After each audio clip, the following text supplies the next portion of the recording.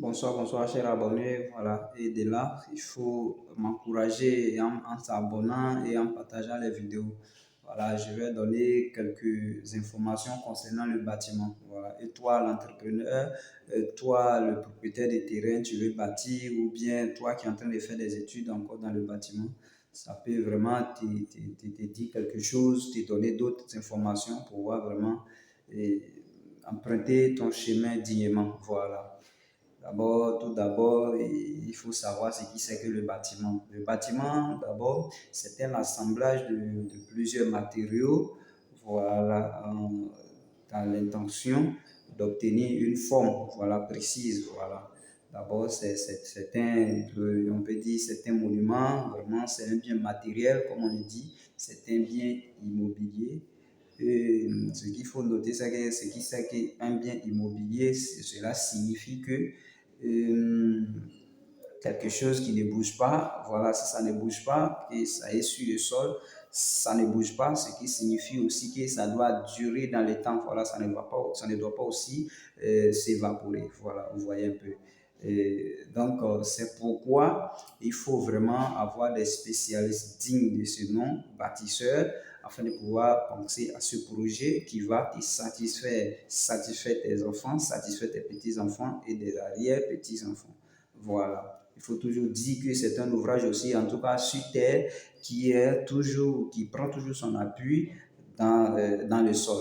Voilà. C'est la raison pour laquelle aussi, il faut s'acquérir un terrain, un espace, un local, et préparé pour recevoir ton ouvrage qui est le bâtiment. Vous voyez un peu. Donc, une fois tu as ton local, c'est pourquoi aussi il faut faire appel à des spécialistes, voilà, concernant la texture du sol. Voilà, est-ce que l'ouvrage réfléchit, l'ouvrage que nous souhaitons, qui est notre bâtiment, que nous souhaitons mettre dans cette localité, est-ce que notre sol pourra, comment on appelle, supporter l'ouvrage. Voilà. Donc, c'est dans ce sens que les études seront menées dans l'intention de stabiliser ton bâtiment ou ton ouvrage ou bien ton bien immobilier dans le temps. Voilà. Dans cet effet, puisque nous suivons bien sûr une forme, voilà, et on va d'abord, qu'on appelle, faire appel à l'architecte, voilà, ou bien un assistant architecte, voilà, pour pouvoir vraiment faire vivre la pensée. Voilà. Comme je l'ai dit, un bâtisseur, moi je l'ai toujours dit, un bâtisseur, et quelqu'un qui fait le bâtiment, c'est quelqu'un qui vit à l'ombre sous le soleil. Voilà. C'est-à-dire, pendant qu'il fait midi, il fait très chaud, où le soleil brille, le gars, il est à l'ombre. Pourquoi? Parce que sa réflexion n'est pas la même que ceux qui passent. Voilà, lui, il a un objectif. L'objectif, c'est quoi? C'est de voir un bâtiment bien bâti, joli, les chambres bien départagées, et il est en train de vivre, souvent même il dort.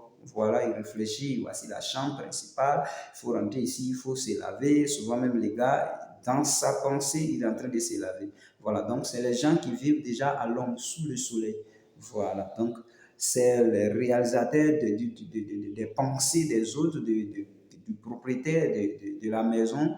Voilà, donc il faut faire appel à un spécialiste ainsi qui pourra bien te situer ton terrain. Tu veux peut-être 3 pièces ou bien 4 pièces. C'est lui qui va te dire, oui, regarde, ton espacement, voilà comment nous allons départager et voici la forme que je souhaite. Ou bien, si le demandeur aussi le veut, il va te dire peut-être que, un exemple banal, pour moi, je veux que ma maison soit comme elle soit en forme circulaire, voilà, ou bien si le demandeur demande à ce que tu puisses vraiment lui faire une proposition, là, maintenant, tu uses de ta connaissance et de ton expérience pour lui proposer certaines formes, voilà, de manière esthétique et aussi en tenant compte aussi, bien sûr, si on connaît déjà le terrain, en tenant compte vraiment du terrain. Voilà, donc il y a ça, il y a ce volet aussi. Voilà, donc pour cela, il faut des spécialistes dignes de ce nom pouvoir vraiment faire une bonne prestation de service. Voilà, puisque, comme je l'ai dit, c'est un ouvrage qui doit durer dans le temps, voilà, qui doit satisfaire plusieurs générations. Voilà. Maintenant, concernant, comment on appelle les autres études, après que l'architecte, voilà, ou bien l'assistant architecte qui a fini de faire ses études, a donné le format de l'ouvrage à bâtir, voilà, et il faut aussi un ingénieur, voilà, qui va qui va adapter maintenant l'ouvrage à, comment on appelle, au terrain. Voilà, l'adaptation de l'ouvrage au terrain. Voilà, quels sont les incidents, qu'est-ce que le terrain va, comment, c'est quel inconvénient l'ouvrage qui viendra, qui est un corps étranger, qui sera logé sur ce terrain, qu'est-ce que ça peut créer au terrain dans l'avenir s'il y a un souci désagréable dans l'avenir. Il faut faire des préventions, il faut faire des calculs de telle sorte que cela soit maintenant vu aussi l'importance de l'ouvrage, comment on appelle, tout l'ouvrage conçu, les différents paliers, s'il y a les différents niveaux, si c'est les R+, voilà comment aussi il faut faire, et il faut adapter cela parce que c'est les ouvrages qui seront en élévation. Donc, ces élévations, il faut prévoir au fur et à mesure comment est-ce que je vais placer, comment on appelle, et il faut insérer les poteaux, les ouvrages, je veux dire les structures porteuses, voilà, la section de ces structures porteuses, voilà, et le dimensionnement de la fondation, parce que tout part de là, excusez-moi du terme, mais si vous avez quelqu'un qui est un peu mal formé au niveau des pieds, toujours il a des soucis, voilà, même à lui seul de pouvoir supporter son poids, la plus grande raison, une autre charge, vous voyez un peu. Voilà, donc avant de mettre en place le bâtiment, il faut d'abord former ses pieds, voilà. Il faut d'abord penser à une mise en place conforme et structurale de la fondation. Voilà. Une fois cela est bien réfléchi, vous allez voir que toute la charge qui va venir, si tout est calculé par l'ingénieur en charge de faire toutes ces choses, voilà, vous allez voir que vous n'aurez plus de problèmes lors de votre, comment on appelle, de votre construction et ça va vraiment aussi durer dans le temps. Donc, il y a ça, il y a le dimensionnement des structures. Voilà, quand je vois, et c'est, voici la surface du bâtiment. Donc, il me faut peut-être que l'espacement des poteaux, il faut réduire. Voilà, peut-être qu'il faut augmenter la section, disons, le format ou la forme du poteau qui va supporter cette charge jusqu'à à transmettre ces charges au sol. Il y a ces calculs qu'il faut faire. Voilà. Donc, euh, toutes ces choses, il faut connaître dans le bâtiment afin de pouvoir donner son projet à quelqu'un pour diriger des travaux ou bien pour vraiment réaliser ton rêve. Parce que c'est un rêve qui doit satisfaire, comme je l'ai dit, plusieurs comment on appelle, générations. Voilà. Donc, après avoir déterminé aussi le format des poteaux et autres, il faut aussi penser maintenant, comment on appelle, au constituant des poteaux. Voilà. Et tu dois aussi connaître la section des fers, des aciers, des armatures, des associations au béton, et quelle section d'acier il faut utiliser pour ton ouvrage, vu l'importance des charges à venir. Voilà. Et tout ça, c'est des calculs qui sont déjà faits, voilà, et qu'on suit sur le terrain. Voilà, donc il y a ça. Une fois ça aussi, cela aussi est fait, il faut vraiment, il y a plein de choses, tous ces calculs, voilà.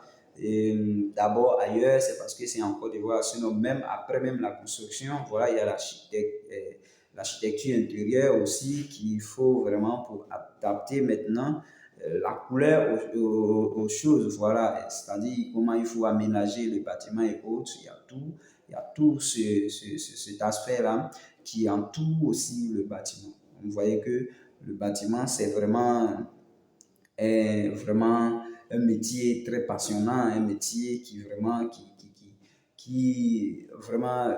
nécessite plusieurs réflexions, un métier vraiment à ne pas banaliser, voilà, comme d'autres le pensent, voilà. D'autres pensent qu'être dans le domaine du bâtiment, c'est du banabana, comme on le dit en Côte d'Ivoire, c'est du je m'en foutisme, voilà.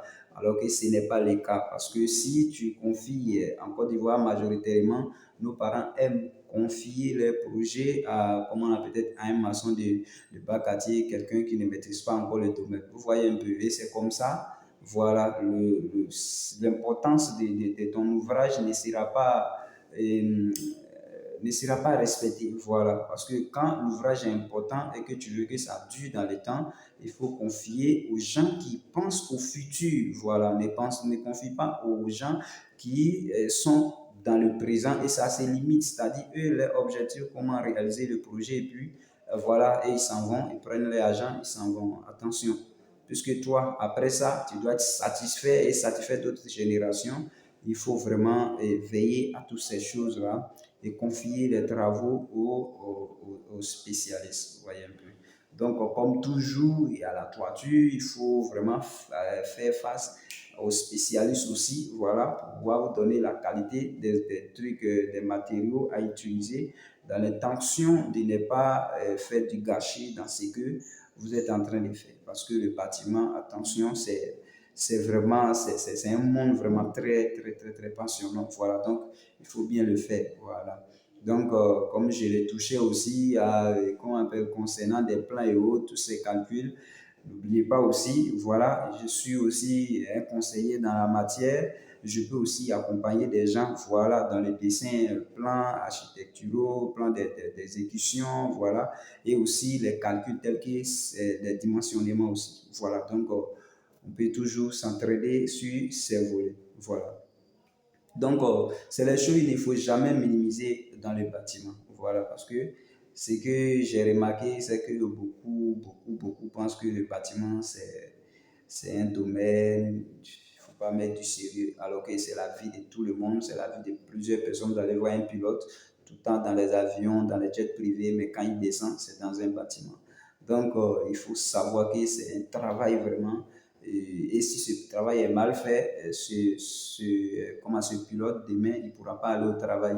Il ne pourra pas s'envoler parce que s'il dort, si c'est mal fait, s'il y a eu éboulement, vous voyez que l'avion n'existe plus. Et pour lui, bien sûr, parce qu'il ne pourra pas, c'est la mort, vous voyez un peu. Donc, c'est les choses qu'il faut vraiment prendre au sérieux. Et les bâtisseurs, nos parents qui ont de l'argent, qui veulent mettre en place un bâtiment, doivent vraiment réfléchir longuement à ces choses avant de confier les travaux aux gens. Voilà, il faut vraiment les connaître, voir la qualité de leurs travaux, voilà, avant de les confier. Parce que comme je l'ai dit, c'est toute une génération, c'est plusieurs générations. Voilà, c'est dans le futur, c'est une projection vraiment très long terme. Voilà, donc il ne faut pas s'amuser avec ça. Voilà, donc je vais me limiter là pour l'instant. On est toujours ensemble. Vous pouvez vraiment poser vos questions, je vous réponds.